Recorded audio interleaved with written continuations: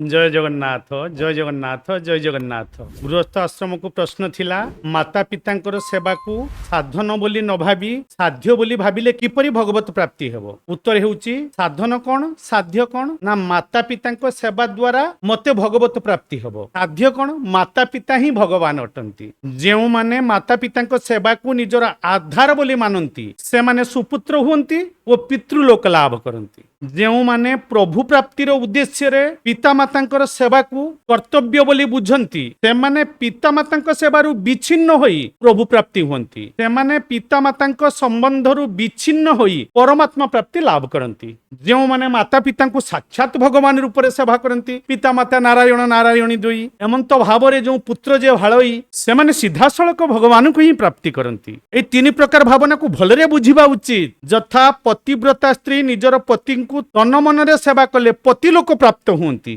परंतु पति दुराचारी होई नरकगामी काम कले सुद्धा पत्नीर पतिव्रता धर्म जोगु सी नरकगामी हुए नाही। आमे भाबिबा जे पति गलत काम करूची नरकगत काम करूची किंतु सेथिरे जदि पत्नीर पतिव्रता धर्म थिबो पति को जदि से भल पाउथबो ता पतिव्रत्य धर्म थिबो ताले ताकू तो नरक मिलिबो नाही। पुनी हबो कोन नाइ पत्नीर पतिव्रता धर्म कारणरू पति पत्नी दुई जनकर कल्याण प्राप्त हबो ओ हुए तो समाने भगवत प्राप्ति करि पारंती बा स्वर्ग प्राप्ति करि पारंती। सेही परि पुत्रर अनाबिल स्नेह जोगु पुत्रर भगवत प्रीति जोगु से पिता माता को भी नहीं प्रभु प्राप्ति कर दे पारे। जेमिति कि भगवान प्रह्लाद को कहितले तांकर 7 पीढ़ी पर्यंत केही जणे भगवत मार्गरु विच्युत होई परिबे नाही। पुणी आज गृहस्थ आश्रम को प्रश्न कुहा जाय जे आम कर्मरु मनुष्य जन्म मिलिछि बड़े भाग मनुष्य तनु पावा सुरु दुर्लभ सब ग्रंथ निगावा एवं कबहु की करुणा करि नर देहि दे तो ईश बिनु हेतु से नहीं। ताहाले देह पिता माता ठारु मिलिछि बोली आमे केमिति जानिबा।